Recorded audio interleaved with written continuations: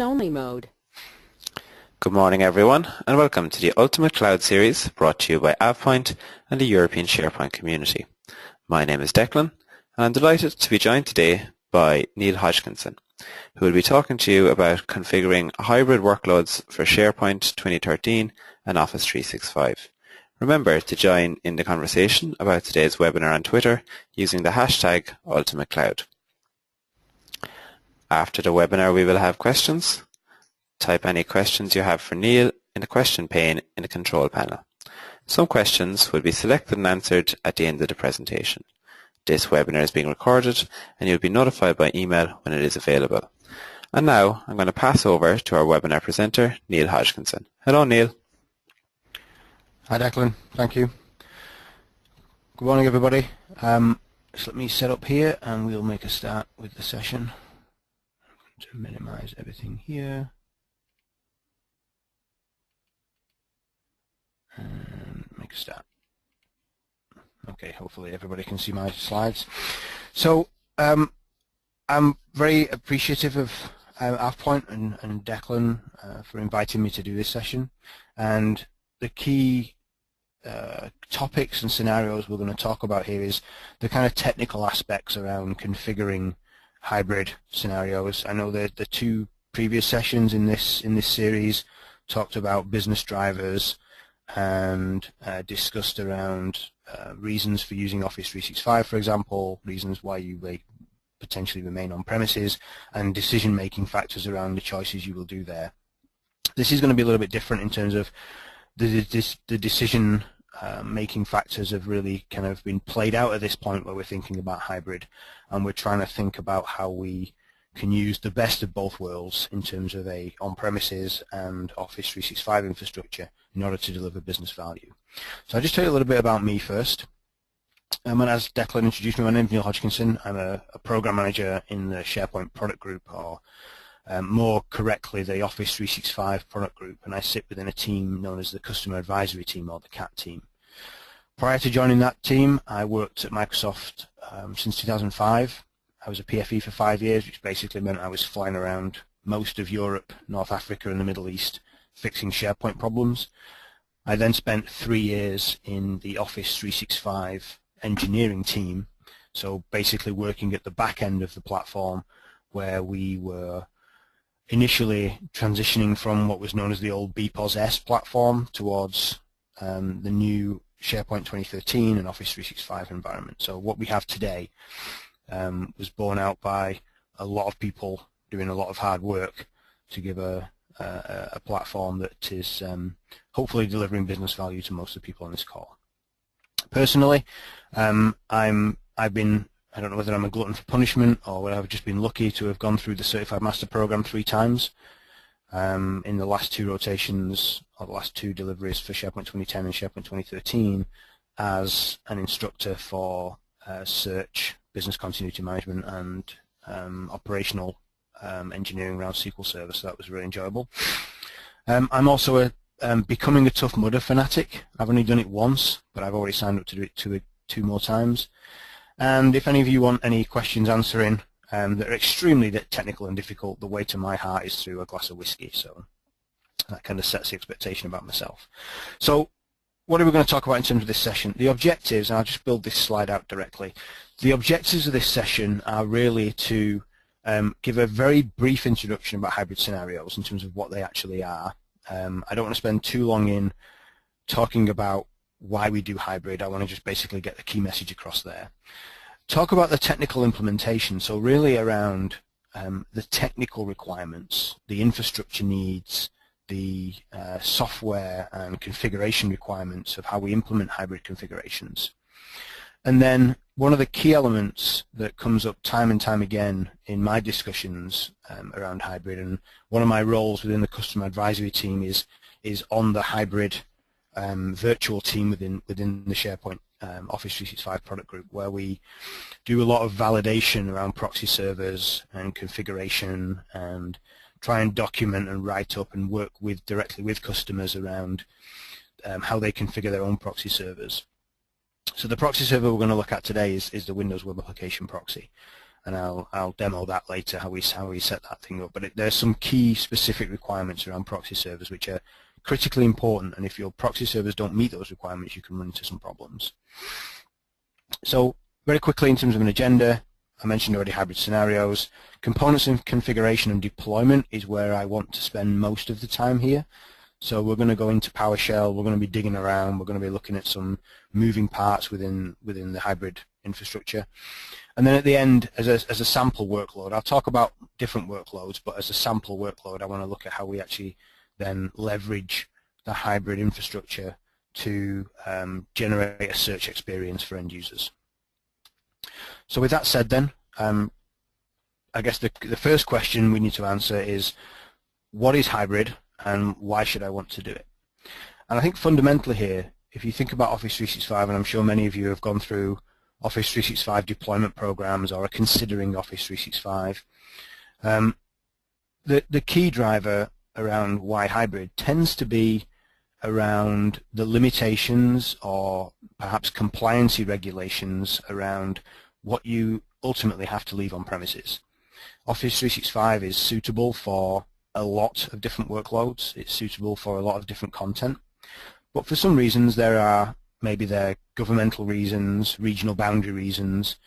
For example, a classic one is, the health service in the UK, for example, wouldn't want to place patient records outside of the UK boundary in a data center that it doesn't own. So in the Office 365 infrastructure in EMEA, or in Europe in particular, locating that data in Amsterdam or Dublin, which are our two data centers over here, our core two data centers over here, would not be appropriate. So for those reasons, that type of data has to remain on premises. And you may have a customer, you may be yourselves, where you have financial information, PPI or PII, personally identifiable information that isn't appropriate for residing in the cloud. And that's why we think about these hybrid solutions. So the hybrid solution means that we effectively produce a working environment for our end users where hopefully they don't have to think about where the information is. So for example, if I'm going through a migration perhaps to move some content to the cloud, or I'm in a situation where I've adopted the OneDrive for Business capability, and I have all my users have their OneDrive in the cloud, but my corporate content, my core business content has to remain on premises for whatever compliance reasons. I don't want my users to have to think about, well, I need to navigate to this site collection today because that's where that stuff is. Or I need to navigate to this site collection today because I know my colleague has put some stuff over there. The idea of hybrid is to bring that solution together such that if I'm a user in my OneDrive navigating around and I want to find some corporate documentation, I could, for example, leverage search capabilities on a search center hosted in the cloud close to my OneDrive that will discover and allow me access to the information that's on premises. And vice versa, if I'm on premises, I want to be able to, in the search case again, locate information using the search capabilities that will not require me to start using different search centers in different environments to be able to find the information I'm looking for. So it's like that amalgamation or homogenization, if you like, of all the corporate information into one place, or certainly the discovery of the corporate information into one place. When we think about typically hybrid for, in this case, Office 365 or SharePoint Online, we're thinking about three core scenarios. The first one being business connectivity services. And here we're talking about the ability to present a line of business data into an Office 365 environment and allow users to read that data, to write back to that data, to modify that data, regardless of where it resides. So we'll talk about business connectivity services later.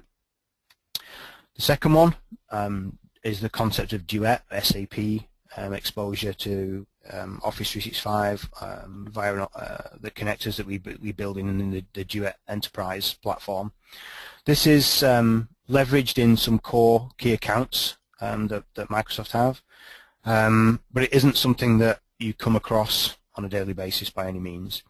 But it is an exceptional way to bring Duet-style data to your environment. But in the same way, you could think of what that does under the hood is expose connectors to a line of business application in much the same way that business connectivity services does. So even though this platform is built specifically for SAP, you could indeed build something else with BCS to leverage your own data scenarios. And then the final one, and probably the one that most people come across, and certainly the one that I get lots of inquiries about, is search. And that's one I will speak more to search than anything else, purely because it is the most common. However, if you have specific questions on the other scenarios, then feel free to shout them out. But like I say, I'll cover BCS. We'll spend more time in search as a specific demo at the end of the session. Moving on into what hybrid search is all about then. So we're going to look at the workloads in terms of search workload and then in terms of the BCS workload. When we think about search, what we're really thinking about is that discovery scenario. So I mentioned briefly in the why would I do hybrid.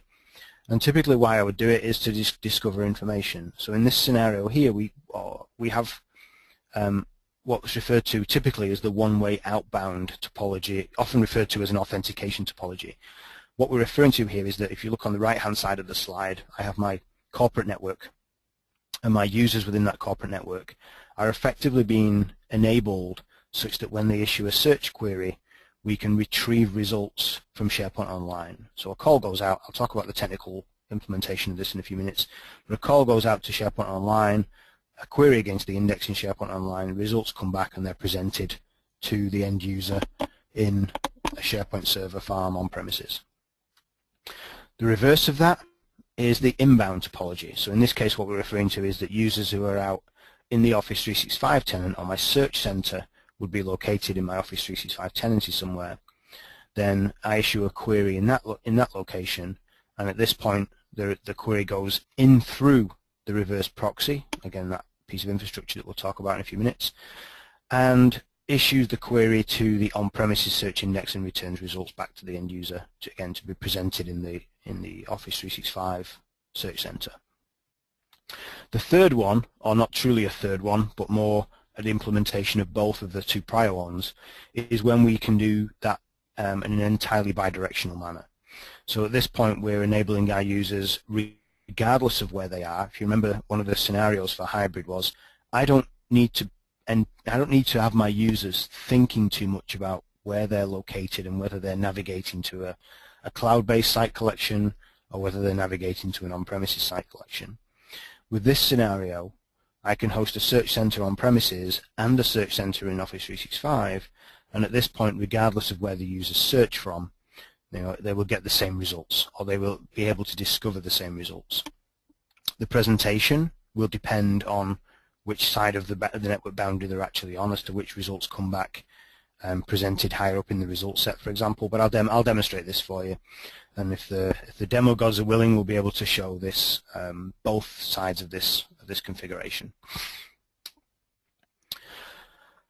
The user experience that you get with hybrid search, and hopefully many of you have seen this. I know there's been lots of demos on it, and I certainly have worked with a number of customers who have this working just fine today. In this scenario here, we're looking at the outbound search experience. So the on-premises search center is located here at spweb/search, and the user's issued a query for star, which is obviously a wildcard. It just brings me anything, and we get this concept of what we refer to as a result block. So the block at the top of the panel there in kind of the salmon pink color, results from cloud, is the result block that's delivered back to the on-premises search center as a result of the outbound query going to the Office 365 search index. And then below you get the on-premises results. Now this page would normally scroll and you'd be able to go page and page and page through the result set. The configuration at the top, how do we get that result block there? I'm going to show you that in a demo shortly. In terms of query flow, there's two key things that we need to think about. One of the things that people complain about a little bit with Office 365, or not specifically with Office 365, but with the concept of this remote index capability in SharePoint, is the synchronicity of the queries. One thing we're working very hard on at the moment is reducing query latency in Office 365 and reducing the latency, or the page rendering latency when you're doing search queries. One of the reasons we have this latencies because the two queries that actually happen in series, not in parallel. So if we take a typical example, if my user here is visiting a SharePoint on-premises site and he issues a query, the first thing that happens is that query goes out to the query processing component. That query processing component issues that search query keywords and user claims information for security trimming reasons, goes to the on-premises search index. The next step is there's a return from the search index, so we now have our first set of results, if you like. That first set of results represents the results from on-premises search index in response to the user keyword query. After that happens, the second call goes out, and this call is going out across the network boundary, out across the internet to the SharePoint Online query processing component via web services calls on the front ends. Something happens at that point which is critical, and I'll talk about it again in a few minutes. It's critical to this whole process, something that we refer to as what's called user profile rehydration. So when your call goes from the on-premises query processing component into the cloud, or into the Office 365 query infrastructure, it carries with it a claim. So it typically would be a UPN value that represents the user that's making the query. In Office 365, in order to correctly security trim the results that come back from the search index, we have to be able to rehydrate that user, if you like, or regenerate that user as a context in the cloud to be able to issue the query on behalf of that user. And we'll talk about this when we look at directory synchronization in a moment, but this is critical to the process, that user is identifiable by the same UPN in both on-premises and in online. Once we rehydrate the user, the query goes out to the index component, again in the same way it did on-premises, the result set's returned, and then ultimately returned to the query processing component. And I keep mentioning the query processing component because this is critical. The query processing component on-premises must have internet access in order to be able to do this process. So I know a lot of environments will lock down their servers, they won't allow internet access, or they'll only allow internet access perhaps to the web front ends, not to the back end. Well, if you're running the query processing component at the back end, you need to be sure that that machine has internet access, because it's going to make an outbound CSOM call to Office 365. Once it gets the result back from Office 365, the queries are put together in that kind of result block and result set format, and then they're delivered back to the on-premises search center and obviously ultimately to the end user. When we think about the other way around, so the inbound scenario, where we're issuing a query from Office 365 to on-premises, a couple of other things happen. There's a new player in the game, and this is the reverse proxy scenario. And we also introduce a requirement around what we call the secure store. So the secure store represents a means of providing credentials to represent a user or to authenticate or authorize the process, whereby we can issue that query to go to the on-premises environment. And typically, I won't spend too much time. This slide is the same overall process. There's our query going back in, our query comes back out from the index component. At this point, though, something else happens. So we issue our query, typically to the reverse proxy. However, in order to get through the reverse proxy, because the reverse proxy has been configured in a particular way, and in the way I'll show you this in a few minutes, the reverse proxy has been configured to require certificate authentication. So in order to get past the reverse proxy to hit the query processing component on premises, there has to be a challenge for the certificate, which is delivered by the secure store. So the secure store is configured, it holds a certificate, the same certificate is configured on the reverse proxy, and as long as that certificate is passed from the secure store to the reverse proxy when it's challenged for, then the query can pass through. It's a very simplistic view, but the query can pass through to the on-premises environment. And this is one of the mechanisms we use to protect your on-premises environment when you're exposing it for inbound search queries. At that point, same process happens, user profile rehydration occurs, queries are represented on Office 365, on premises, result block is returned to the query processing component, and then we're all back the same again, and ultimately back to our end user with a set of results, which will have the result block, in this case for on-premises, would typically be at the top of the search result set. So it's the same process, the key difference being that we have this reverse proxy infrastructure, and then we have the the secure store, which is a critical component with respect to the securing the endpoint, if you like, or authorizing the request. For BCS, things are a little bit different, and we're going to come on to search. I'm going to use search as my core demo environment in a few minutes, but I just wanted to get past the workloads and kind of description of the workloads. When we think about hybrid BCS, first thing I want to do is just go through business connectivity services in terms of what it represents and what it looks like on premises. Very, very simple on premises. We create our business connectivity service application, we provision it by PowerShell or through the UI, however you prefer, and that generates us this ability to then store metadata, if you like, that represents the what we call models and connectivity to back-end line of business systems. We can leverage the secure store if we wish to do that authorization piece. And then we effectively do the process whereby we define external content types, which allows us to create representations of external non-SharePoint hosted line of business applications to be able to represent and bring that data back into SharePoint in what we call external lists. And then we can permission those lists, etc., or permission the access to the back-end system. Very, very straightforward. We get lots of support cases around business connectivity services because it's easy to get it wrong. Identity can be a big issue. And if you're crossing boundaries, you need to think of machine boundaries. You need to think about whether you need to implement Kerberos or other things like that. We're not going to get into that today. What I want to basically do is just give you that very quick 5-block overview of BCS in terms of how it's represented on premises. When we think about the data flow on premises, we're thinking more about, and again, I'll build this slide out so it's easy for you to read. I know there's a lot of text on here, but it's fairly important.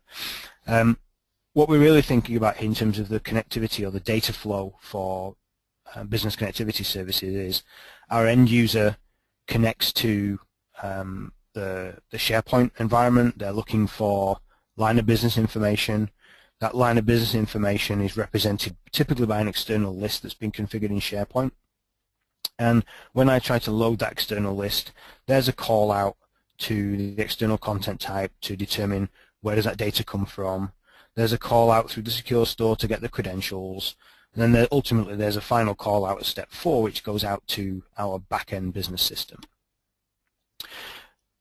In addition to that, there's other things we can do with on-premises business connectivity services. I can, for example, take things offline in Outlook. I can take lists offline in Outlook, so lists of information become contact style representations in Outlook. And I can do other things like I can synchronize that data, so I'm constantly representing and have that data available in Outlook. I no longer have to go to SharePoint to see that information. And it's very, very straightforward in terms of how this works. Like I said already, it can be a little bit difficult, a bit fiddly to configure. Once you've got it all working, everything seems to work fine. You can synchronize changes backwards and forwards, read-write style, no concerns at all. As we start to think about this more in terms of hybrid connectivity, what we're really thinking about is I want my users to be able to publish and see on-premises data in a foreign environment, if you like, in Office 365. I want my users to be able to not only access that data, but I want them to be able to potentially change it as well. So we can implement capabilities that allow certain users with the right permissions to make changes and update data. We can allow some users just to have read-only. So it makes an interesting scenario when you think about the ability to enable field-based people. So maybe you've got a traveling sales force or a traveling engineering force who don't always have that back-end reach back into the environment, maybe over VPN, or you don't have VPN infrastructure configured.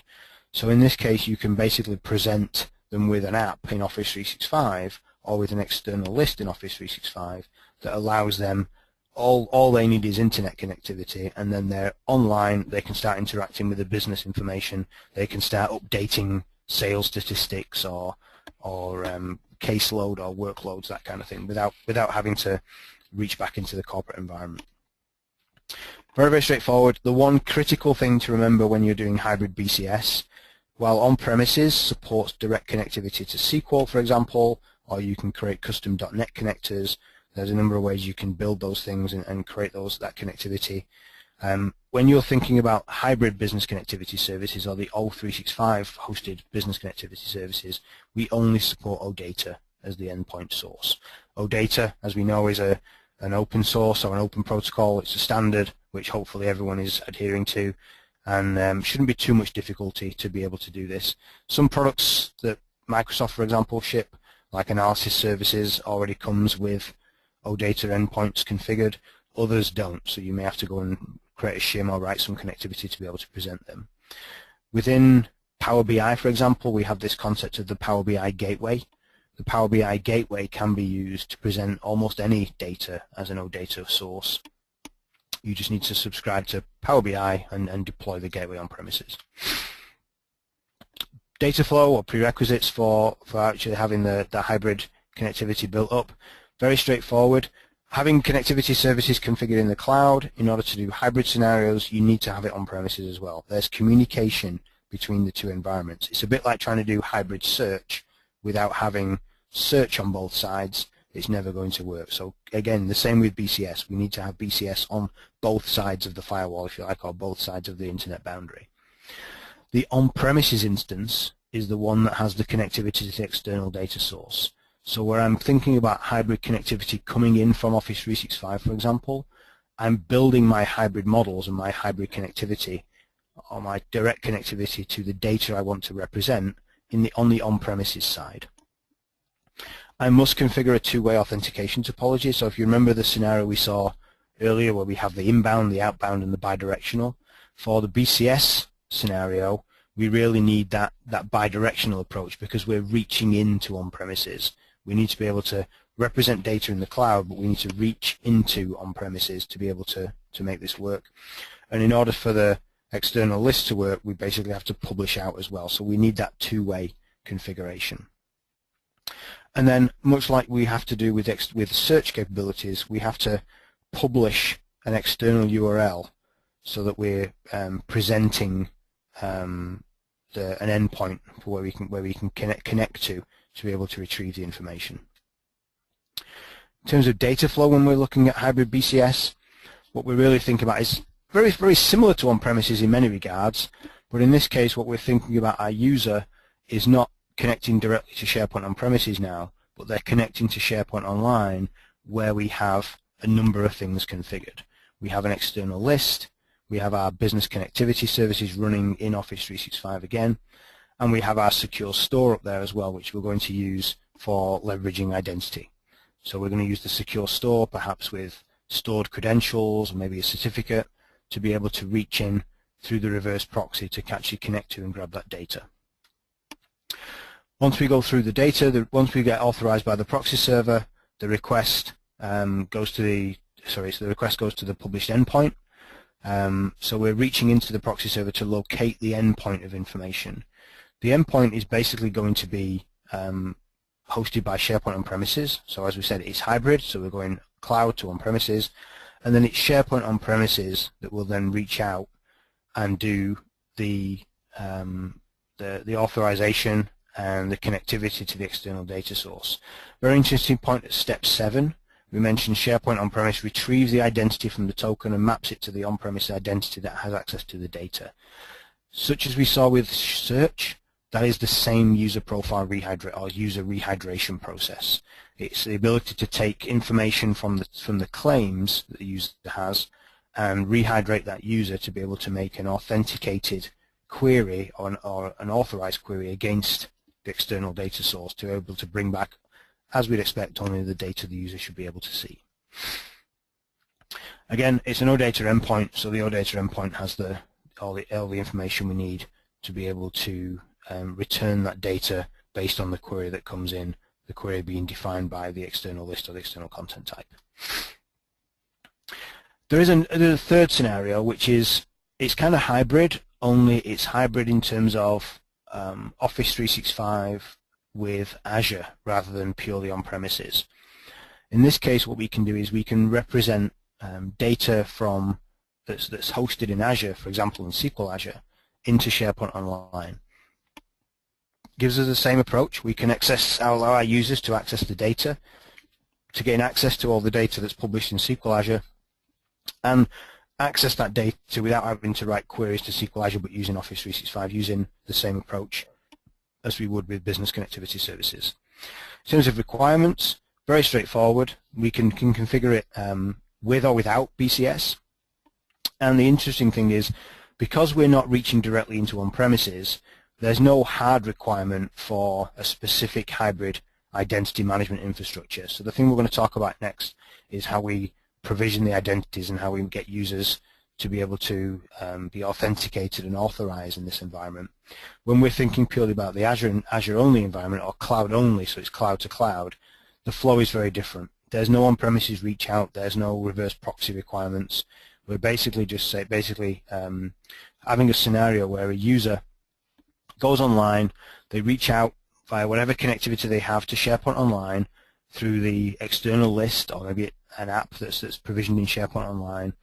The external list understands where the data is, and the request goes to the BCS infrastructure in SharePoint Online. So I don't need BCS on premises now, as we said already. BCS has in SharePoint Online has the external content type defined and knows where to go for the data. So in this case, we're basically saying reach out to SQL Azure using credentials from the secure store and make that request. So the request goes into SQL Azure, no on-premises connectivity, and it's SQL Azure that returns the data. So it's very, very straightforward in terms of being able to build this environment, if you like, in that with everything being in the cloud, there's no need for provisioning complex infrastructure needs or complex requirements on premises. And as we'd expect, SharePoint Online displays the data. So what I want to really get into really is how we build this thing. So this is kind of the real meat of the presentation and the real meat of the information I want to talk about. So when we think about deployment phases, three things we need to do. We need to build infrastructure, we need to build our trust and identity management, and then finally there's the workload integration piece, which is the search or the BCS capabilities that we've just seen. When we think about the infrastructure setup, there's a few things we need to be aware of. So making sure our domain has been appropriately configured, making sure we have ADFS in place if necessary, and I'll talk to that in a moment, concept of directory synchronization, and then finally, as we mentioned already, the reverse proxy. So if we look at the requirements and the things we may need, in terms of infrastructure, most of what you see here, if you already have SharePoint on premises, you have everything on the right-hand side already. If you have an Office 365 tenancy, or Windows Azure Active Directory with Office 365 implemented, then you have everything that's listed on the left-hand side as well. So what else do we need? Well, a core requirement and a key requirement is Directory Synchronization Server. So dirsync gives us the ability to sync users and groups into Windows Azure Active Directory to be able to use those identities using that user profile rehydration or user rehydration process to be able to identify the users we have on premises and associate them to the users we have in the cloud. We also synchronize groups, contact information, for example, into the Windows Azure Active Directory for use in SharePoint. So if we want to be able to provision users, then we need them in the Windows Azure Active Directory. Another thing we need is something we call the ACS trust. So the whole concept of hybrid relies on something called S2S or OAuth capabilities. And in order to establish an OAuth trust, what we do with Office 365 is we're obviously not going to allow all users out there to start generating direct trusts with our farms in Office 365. What we do is we have a trust with Azure ACS, if you like, or the Azure capability of the access control services, and then we allow you to create, or you create a trust with ACS. So you deploy an access control services proxy onto your environment that effectively allows us to use Azure ACS as an identity broker.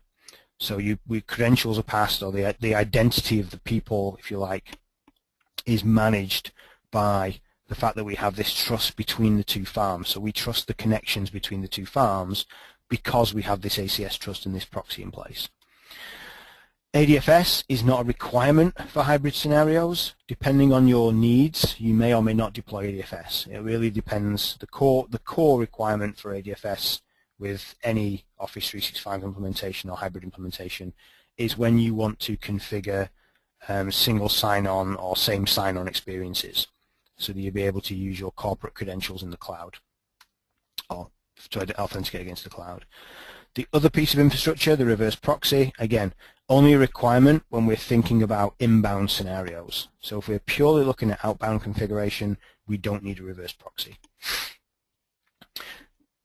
If we go with the option of using directory synchronization with password sync, which was released in not the current version of dirsync server, but the one before, this allows us to sync not only our user names, if you like, and various other profile properties from Active Directory to Windows Azure Active Directory. It also allows us to synchronize a hash of our users' passwords, which means when I log onto Office 365, I can present my corporate credentials without having to have ADFS in place.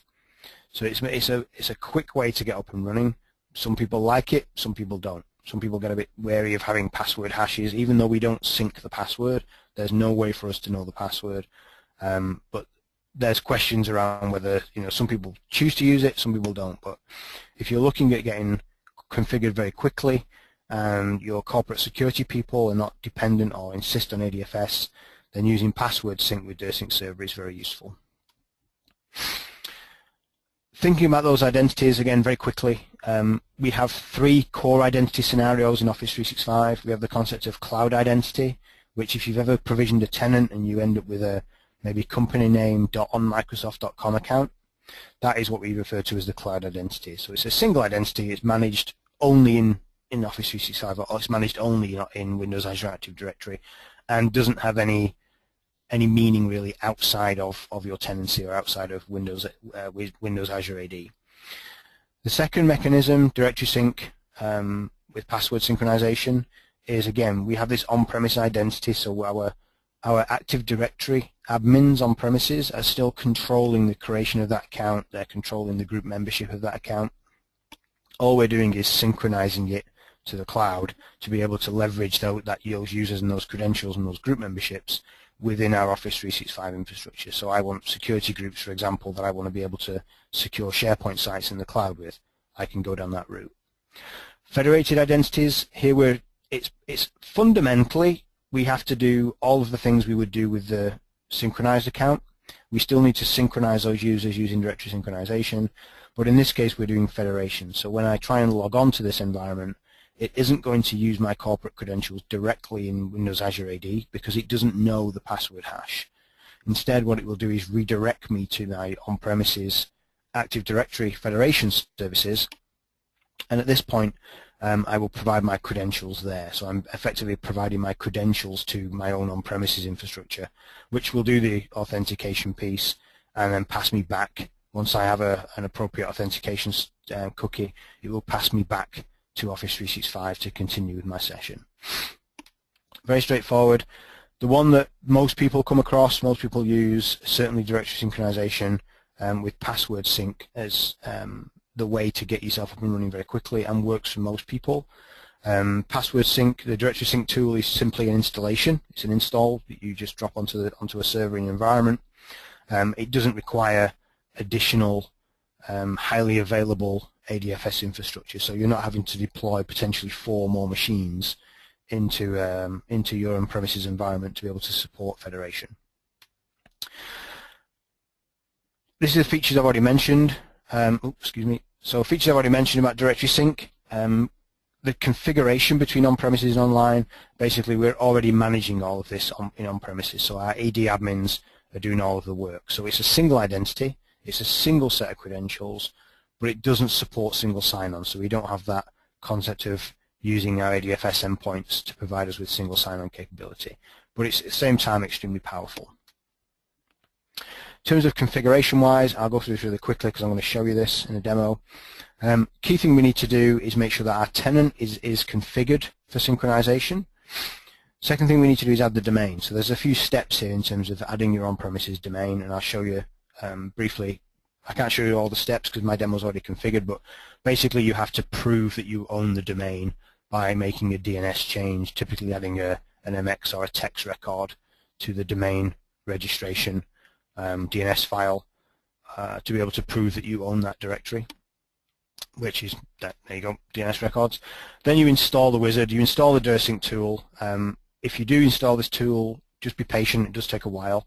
Once you've installed it, you can configure it and start to synchronize users. At the point that you've synchronized the users to Windows Azure Active Directory, you can then activate those users and grant licenses. Once you grant those users licenses, they are then synced internally within Windows Azure AD down to the SharePoint Online AD, at which point they become available for selection to create or to permission sites. So let me just very quickly show you how this works. If I am in my AD, so I'm on my domain controller here, and I want to create a new user, I'll just do new user. This is a user I want to sync to the cloud. So in this case, I'm going to call my user Paul, and I'll call him Paul Hewson. So phewson at nelimo.com. Nelimo.com is my on-premises domain. Password.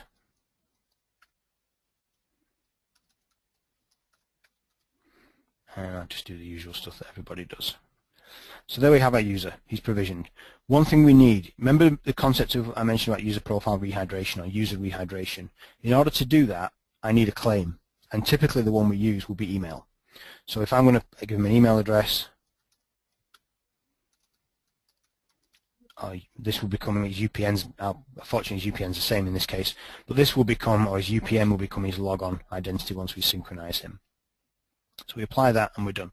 There's our new user.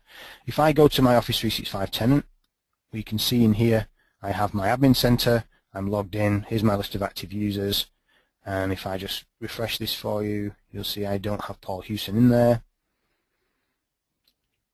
There's no users beginning with P at all. I go back to my directory synchronization server, so here I've deployed the directory synchronization tool, which you can see is based off good old FIM, so it's a we call it Synchronization Service Manager. It's essentially MIS client. And at this point, what I want to do is synchronize my users. Now, the synchronization service, once you've deployed it, runs every 3 hours. What I can do here is I can kick off directory sync manually by running this tool. Let me just give you a quick whistle-stop tour of the tool itself.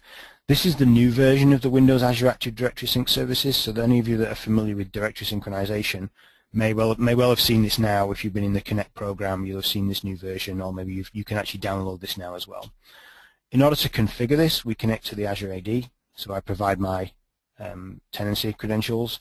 We can see here I already have my forest configured. It takes a little while to configure up, so I'm not going to do it in the demo, but the beauty of this version of the tool is we now support multi-forests. The original dirsync tools didn't do that. So if I wanted to add a new Active Directory forest into this environment, I could do that, authenticate against it, and add it to the list. We then look at doing things like user matching.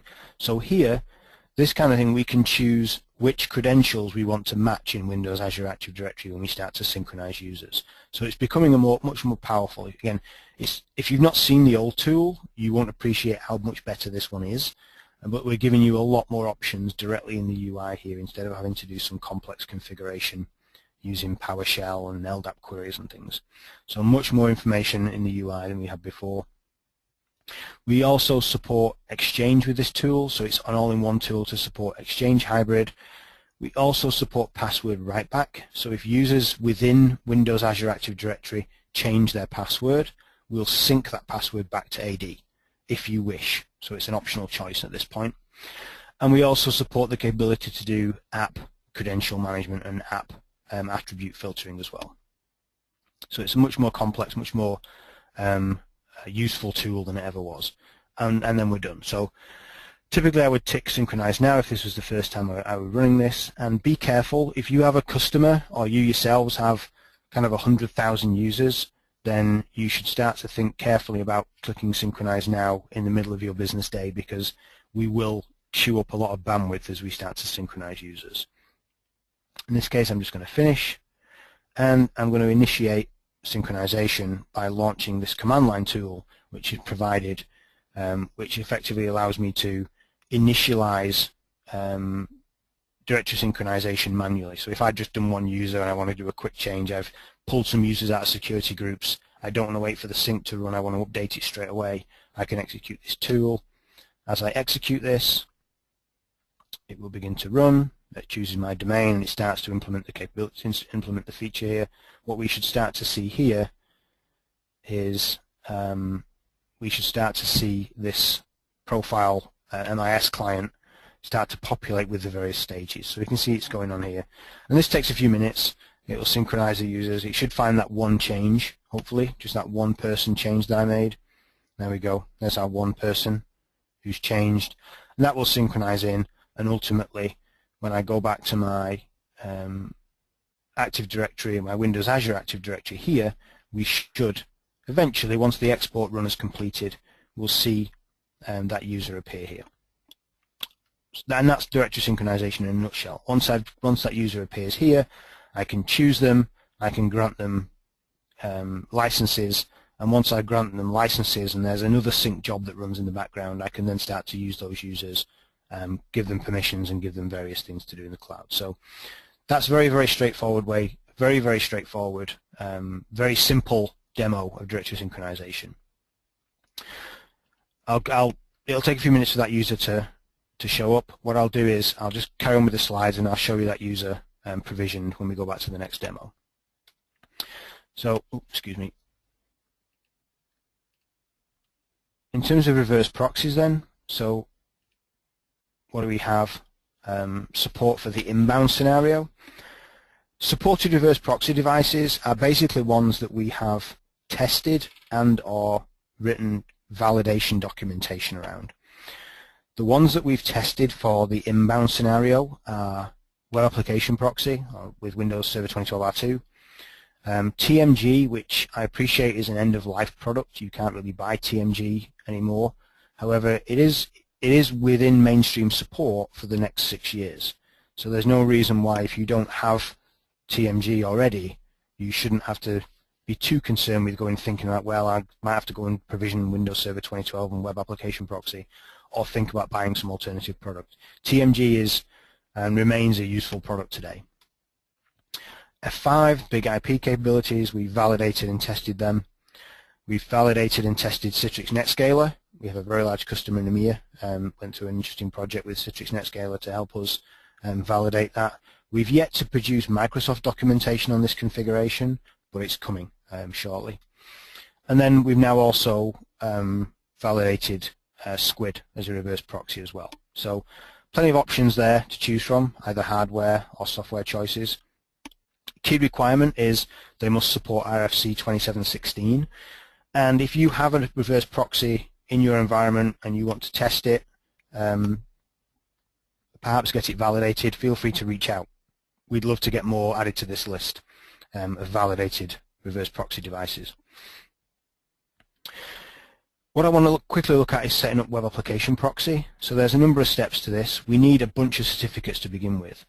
Web Application Proxy requires ADFS 3.0 purely as its data store, if you like. It's where we store the configuration of the Web Application Proxy. We also require a couple of certificates. The first one being the SSL cert. So at this point we're thinking about our inbound endpoint for the published web application on premises, so where we're doing an inbound connection. So I need to know what that SSL certificate is. I don't want to be doing that over a non-secure connection.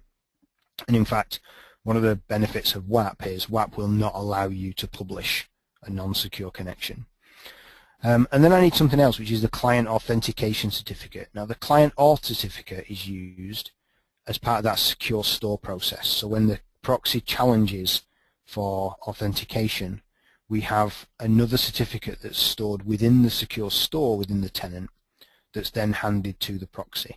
And the beauty of using a third certificate here, or a client authentication certificate, rather than using the same SSL certificate, is that nobody can download the public copy of that certificate and attempt to spoof the connection. So it's a very secure mechanism to protect your on-premises environment. ADFS, straightforward, we install it, we configure it. We don't have to do an awful lot, we just need to present it, we just need to be available. We don't have to start configuring custom claims mapping and things in here. And then we install WAP. It's part of the remote access services within Windows 2012. And then we go down through the process of publishing SharePoint using PowerShell to make that connectivity, and then we test it. So I'm going to very quickly demo how we build the WAP environment, and what we're going to build is this. So the environment is going to have, within the secure store on the left, there's a certificate which is userauth.nelmo.com. There's the tenancy, which is evolutions.sharepoint.com, if you like there. And that's the tenancy I'm using for these demos. And then my internal and external URLs. I'm using the same. You don't have to. It makes things a little bit simpler for configuration. If you have different internal and external URLs, you need to get fairly complex AAM configurations, so alternate access management configurations. Alternate access mapping configurations, and you need to configure link translation or link redirection on the web application proxy as well. So things start to get more complex if you go down that route. Let me show you very quickly how we provision WAP. So within WAP, it's fairly straightforward. If I look at my remote access configuration here, I have one configuration. I've called it Evolutions Inbound. I've called it, I have my external URL, which is internet.nelmo.com. I have my backend server URL, which is internet.nelmo.com. So fairly straightforward. And my pre-authentication type is client certificate. So as I mentioned already, we want to use that passing of certificate to secure the environment. We don't want it to be passed through, for example. And we could use ADFS as another alternative. How we configure this? Very straightforward. So I'm providing two certificates at this point. My external cert, which is internet.nelmo.com. It's a publicly obtained certificate. I have my client certificate, again, publicly obtained certificate. And then I'd simply run this PowerShell command. So here's what I'm calling it. Here's my backend URL. Here's my external URL. I provide the thumbprint of the external certificate, my pre-authentication type, client cert, and then I provide the thumbprint of my client certificate. Very, very straightforward, very easy to do. One thing to be wary of is that the client certificate pre-authentication method can only be configured through PowerShell. So you can't configure that in the UI. If I was to go back to the UI here and try to publish something new, I could provide information, but I can't generate certificate pre-authentication here. So I can choose ADFS. I could do pass-through, which just passes the request straight through without any challenge. But if I want to do certificate pre-auth, I have to use PowerShell. So very straightforward. WAP is probably the easiest one to configure. If any of you have worked with TMG, for example, you'll know how difficult that can be to have configured and have that environment working. It can be much more of a challenge. This is relatively straightforward. Okay. So last few deployment phases. Next thing we need to look at is the trust. And this is where we start to think about some kind of key critical scenarios. And it's very important that this piece is done absolutely correctly. When we think about what we're doing, excuse me, I'm going backwards, sorry. When we think about what we're doing here regarding trust, we need to have that OAuth trust. So we need a mechanism whereby my on-premises environment can make a query to SharePoint Online and use my user identity, so effectively perform that query on my behalf, if you like, in very simplistic terms. And there's 7 key steps to that. The first thing we need to do is replace the SCS certificate. So in order to establish this trust, we need to be able to take a certificate from our on-premise environment and upload it to Office 365. The default SharePoint S2S certificate isn't suitable for that because within Office 365 we'd be unable to do any kind of validation of the source of that certificate, if you like. So what we do is we generate a new one, and then we replace that certificate across all our SharePoint servers. It's the core certificate that's used for internal farm communication, and we're going to use that as the same one we're going to pass on to Office 365. We deploy our PowerShell. Very straightforward again. Then we establish our trust, and I'm going to walk through the PowerShell for this in a few minutes, of how we actually configure this and how we build this out.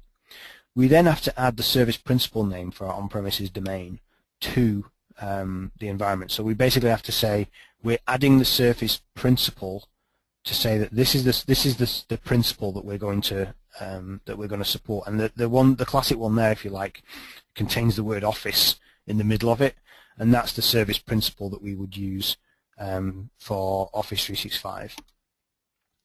We then register that as an application principle within the trusted provider, and again I'll show you this in the PowerShell in a few minutes, or as a trusted provider should I say, not within.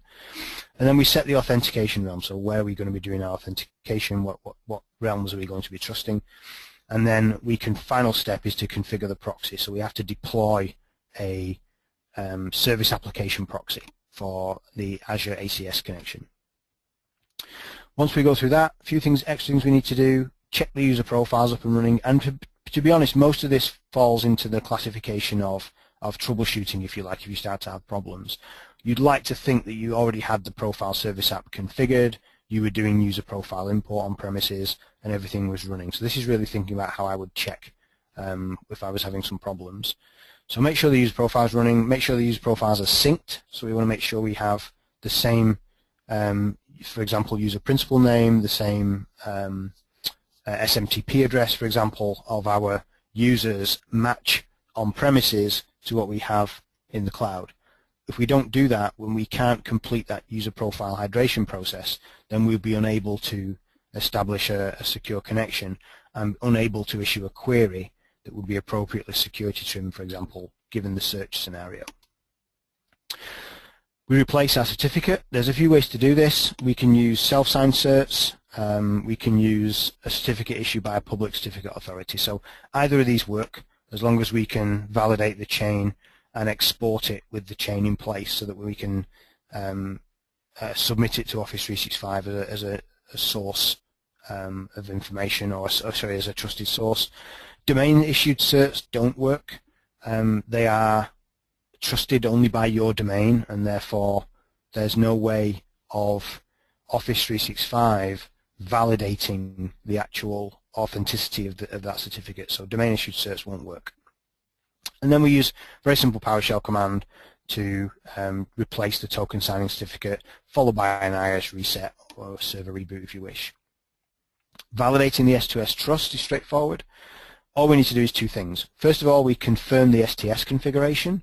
So we want to check that the certificate we've replaced, or the STS certificate that we've imported, matches the thumbprint of the certificate we generated. And then we want to make sure that the app principal is registered. And we use a very simple PowerShell command there, get an SOL service principal. So what I want to do is just very quickly walk through the PowerShell, the configuration for this. So on my SharePoint server, and this can be any server in the farm where you do this, a few things we need to do. We have a bunch of variables here which we're setting up. So the certificates that I've obtained, I have two of them. I have my STS cert in two different formats. I have it as the PFX and the CDR format, and the reason for that is the one I'm going to use to replace the token signing certificate on premises. The other one I need to convert to base 64 to be able to upload to Office 365. So we follow some processes, and from this point on, after these variables are populated, the rest of this script remains the same. So it can look like a fairly complex script, but in fact it's very, very straightforward. And once you know the right information that you need up here, and you've obtained the certificates, everything else you can just execute. So I'm not going to execute it purely because it requires an IIS reset, and I don't want to take too long doing that. But basically, we update the certificate on the STS with this command, one-step process, imports it to the STS. We can then validate. So I'm going to execute a few of these things here. I want to populate some of these properties, so I can do some validation for you, even though I'm not actually going to run the entire configuration. And I have an error, typically.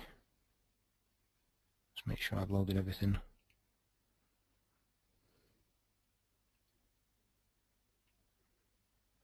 Oh, I think I might know what the problem is. Bear with me a moment, sorry. I think yeah, okay. There you go, demo gods and typos. So I think I got the path right. for these two variables. So as I said, once you get those bits right, everything works really well. I'll execute this, and we shouldn't get an error now, and then I'm not going to restart IIS because then we'll be here all day. What I want to do is validate that the certificate that I've used now matches the security token config. So this is kind of a validation step, if you like. So I want to make sure that my CN, my name for my certificate is matched by this thumbprint, and this thumbprint should match in both places. So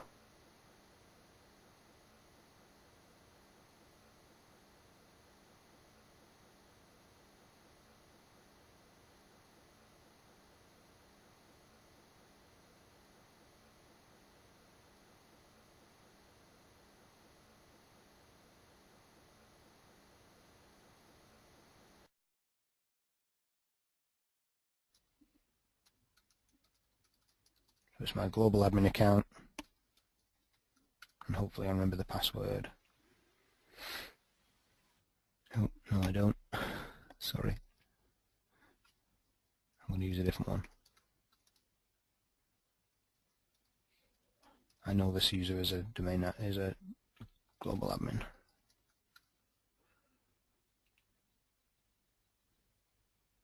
And we are connected. Okay, it tells me there's a new module because I've got an old one. And then what we would typically do then is register the S2S as a service principal in Office 365. So we go through these various steps here to be able to register the principal. We get the principal collection. We create the service name. We get the service principal names from the collection. So if I was to run this now, I think this will generate me service principal names. So what you can see is my service principal name collection, if you like, whatever that one is, nelamo.co.uk, nelamo.com. Nelamo.com is my on-premises domain, if you remember. So I've already added it here just to avoid any demo glitches. And as we follow this process, we're effectively updating our app principals to support and adding this service principal name to the collection that we're going to use in Office 365. Finally, we establish the on-premises trust. So at this point, I'm registering the app principal with the site collection, or in fact, it registers with the whole web application that I'm registering, that I'm connecting to, and I want to create an Azure Access Control Service application proxy. So all I'm doing here is provisioning a proxy called ACS, and the endpoint being Azure Access Control Services, and then of course adding it to the default proxy group.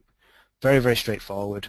And then I just create a new trusted security token issuer using that same endpoint. So I'm basically saying, okay, we trust that Azure ACS is trusted, if you like, to be a security token issuer. And that's all we need to do. Once we've done that in Central Admin, we will have a service application proxy for Azure here, ACS, which is our Access Control Services proxy, and everything else is already done. So the validation's in place. We could go through, if we were running into problems, we could go and validate all of that information. What I really want to do is get back into the slides. I've got a few to get, and I appreciate we've run over a little bit, so I want to get through the workload side of things in terms of the configuration piece. So this is what we've just built. In terms of, we've built directory synchronization with password sync. We've configured Azure AD proxy.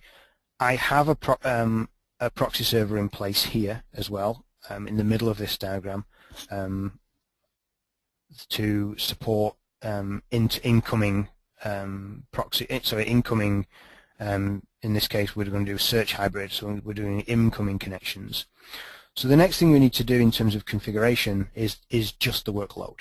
So at this point, we have our identity management pieces all configured, our infrastructure is all set up, and right now we're in a position where outbound hybrid will work, inbound hybrid will work, and it will work for both search and BCS. So we've done all the hard work. Everything else from here on is just workload integration.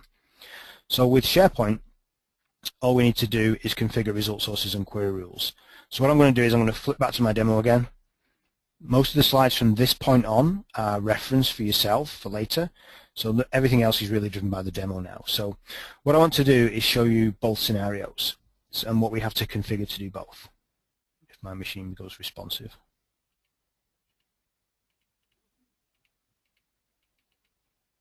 Excuse me, I'm just going to have to reconnect this box. So what we need to do in terms of configuration here is create the mechanism by which we can issue a query to the remote location. So in the case of on-premises, we want to specify that remote location being Office 365, and in the case of Office 365, we want to configure that remote location to be on-premises. I'm not sure this is going to load, so let me fall back to another location. So I can do it the Office 365 side from any browser. I'm going to log in as that test user again.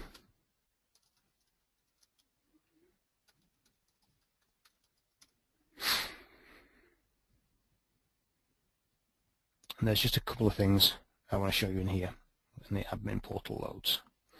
So inside admin, inside SharePoint admin, remember for the inbound connection, we needed two things. We needed to configure the result source and query rule, but the other thing we needed to configure was the secure store. Hopefully this is going to let me through.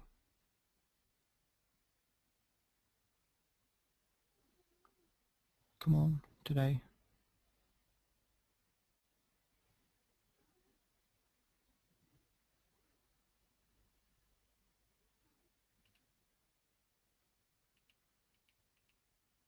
Okay, I might have this machine back.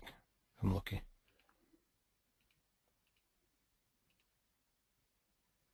Okay, so the secure store environment, or the secure store service application, I'm sorry, this is Office 365 being slow. We have this secure store application referred to as inbound hybrid. If I edit that guy, what we'll see is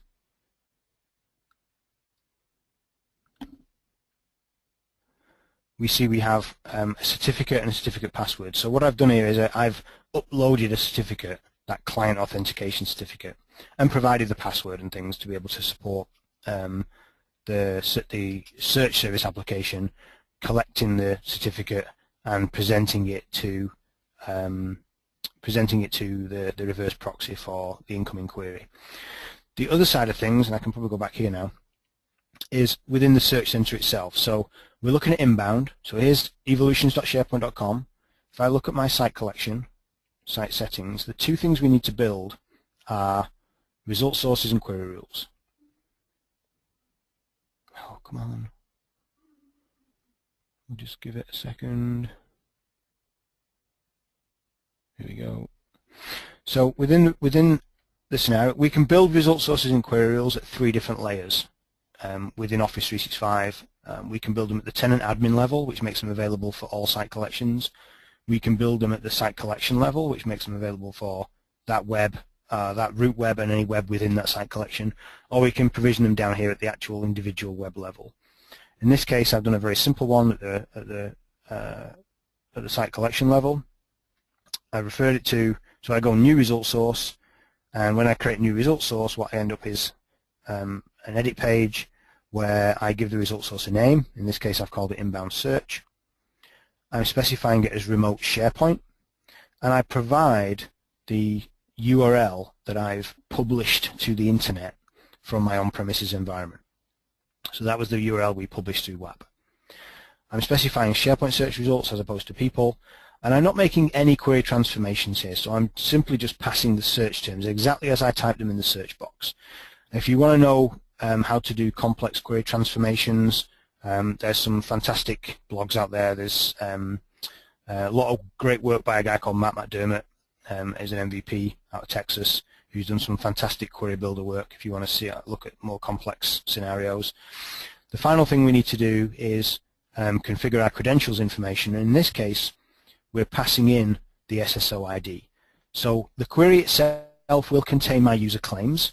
So in terms of the SharePoint on-premises environment, it will use those claims to authenticate, or not to authenticate me, but it will use those claims to rehydrate my user on the internal side in order to issue a security trim query. But what I need to do from a credentials perspective here is, what do I need to present to the reverse proxy in order to bypass it, in order to get my query authorized to go through the reverse proxy? And in this case, it's that client certificate. So that's that. That's all that's done. Very straightforward. The next thing we need to do is provision the query rule, which this thing comes back to life again.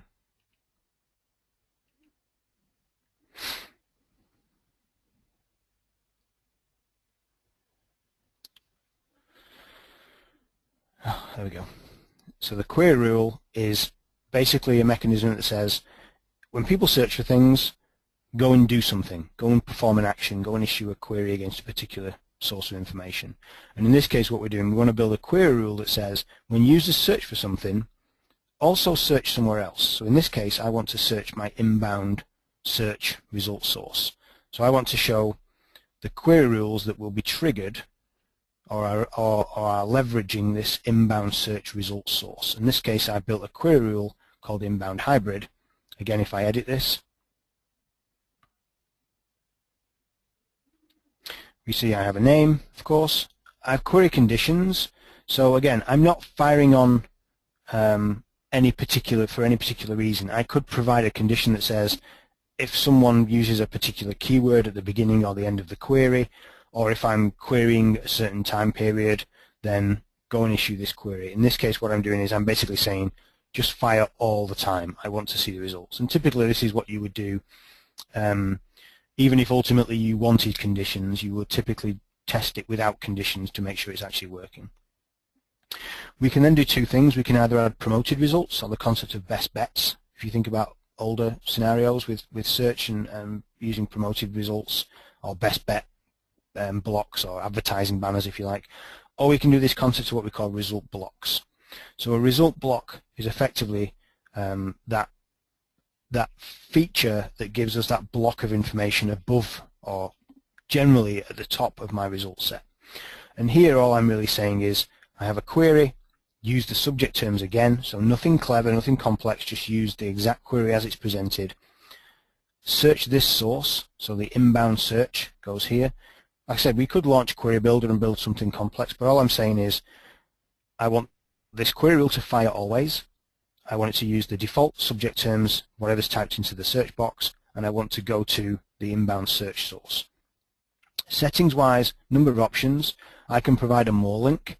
Now the more link in a hybrid scenario should be pointing to a URL at the remote location. So if I want to issue a new search or go and do more in-depth querying at the location of that information, I want to provide a more link for there. And then secondly, there's this concept of a result block. So this block is always shown above core results, is typically what you would always want with a hybrid scenario. You can have it configured to rank it within the core results. Ranking relevance always becomes problematic when you're looking at two different results, two different sources of search index.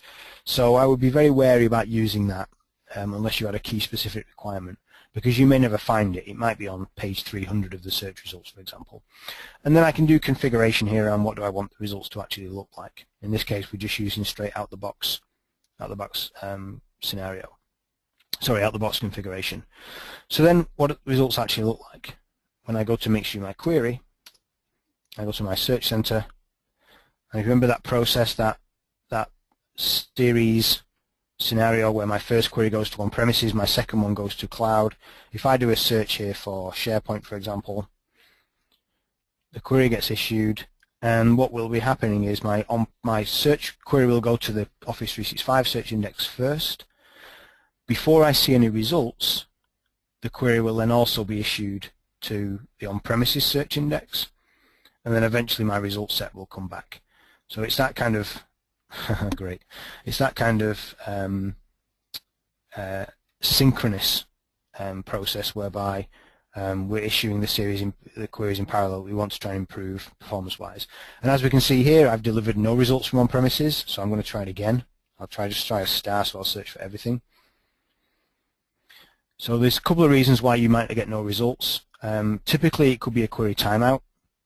Issuing a query against a remote result source can take a little bit of time, and if it takes more than a handful of seconds, it will actually time out and you'll get no results back. The good thing is we don't throw an error.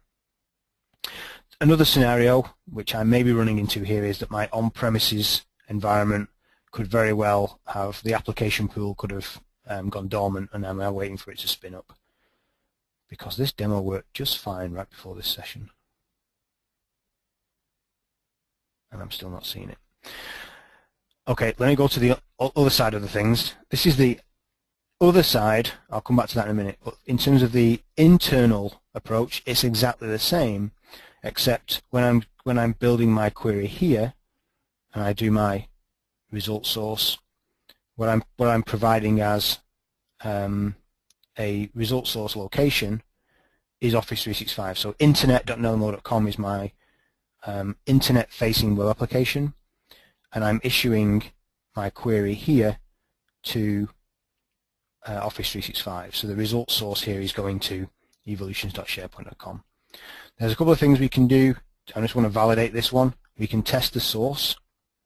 Test the source will issue a query on behalf of the user that you're logged in as here. We can see here it's gone out and it's succeeded. You may get all kinds of errors in here. You can get like 401s for not being permissioned in the right places. You can get 404s due to some peculiar claims mapping issues. All those problems are fairly well documented these days. Key thing is that seems to be working for me. So I'm going to go back to my search site and I'm going to try and get you a demo that actually works in this case. So again, I'm going to search for the same thing. I'll search for star, so I want to see lots of stuff, and I should get results for both in this case. And in this case we do. So we can see the result block here has gone outbound. So it's gone outbound to evolutions.sharepoint.com, and I'm bringing some results back. And I have my on-premises results from the internet.notemo.com. And as I said, you can skin this and change this and match this up however you like. But fundamentally, what we're doing here is two queries issued to two different search indexes and presenting the results in the same places. Other things you can do, you could host the result block as a search vertical if you like, so you could have it one of these click options here in the navigation that issues the query to cloud if you don't want that kind of small latency within the search experience. Let me just try this one more time, see if my web application's warmed up. If it doesn't work, we'll move on. But from whether it's inbound or outbound, it's fundamentally the same thing. The only thing that's subtly different is that topology configuration with the reverse proxy being required. And this is thinking about it. Okay, so something's broken with my inbound. I'm not quite sure why, but I don't want to hang on to that too much. As I said already, the rest of the slides are really for reference. So you can have these slides. They're really just talking about the steps we use to configure the query rule and the result source, how you go about it. So I'm not going to try and present all of these to you. It's very, very straightforward. Talks about how you can test the query rule as well. So like I say, they're really here for reference purposes, and then obviously what you actually see at the end of it. In terms of references, a colleague of mine, Mars Biswas, works in the SharePoint escalation team. He has written a fairly spectacular blog series specifically on how to configure a number of hybrid scenarios. And then at the end, just a brief glossary, if you didn't pick up what some of the terms were. So the concepts of outbound, inbound, and two-way, followed by some of the abbreviations used in the session, some of the acronyms that we've used as well in terms of how we implement hybrid. So apologies for running over. It does take a while to get this thing configured, but hopefully you got some value from that, and I guess I can hand back to Declan. Thank you, Neil, for a great presentation. I'm just conscious we're a little running over time, so I'm just going to ask one question. So what is the impact of changing the STS certificate of an existing farm? Does this impact existing configuration, and is rework needed to existing configuration? So the STS, as I said already, the STS certificate is basically used for it's used as the certificate that controls the communication between all the servers in the farm. So if you were to replace it on just one, for example, that machine would then become, or potentially become, unable to communicate with the rest of the servers in the farm. So the impact is, if you're going to do this, make sure you do it on all machines at the same time, and preferably out of working hours. You do need to change, you can change it, and then you have to do an IS reset, so you have to take a small outage anyway. So the impact will be, you may get communication interruption, so please don't do this at a time where you're in the middle of the business day. Okay, perfect. Thank you, Neil. We've had a few people asking will the recording and slides be available, and they will be sent to all attendees in a mail hopefully later today. So thank you again for joining us today for this webinar, and now a little bit about the organisers. AvePoint is the established leader in enterprise class cloud compliance, data governance and management software solutions for next-generation social collaboration platforms. For information on AvePoint, go to www.avepoint.com. The European SharePoint Conference is the largest European event covering SharePoint and Office 365 technologies, and we have some big news coming soon regarding our 2015 dates and location. Make sure to keep tabs on the conference website, www.sharepointeurope.com, to stay up to date with the latest developments. Goodbye for now, and I hope to see you all soon.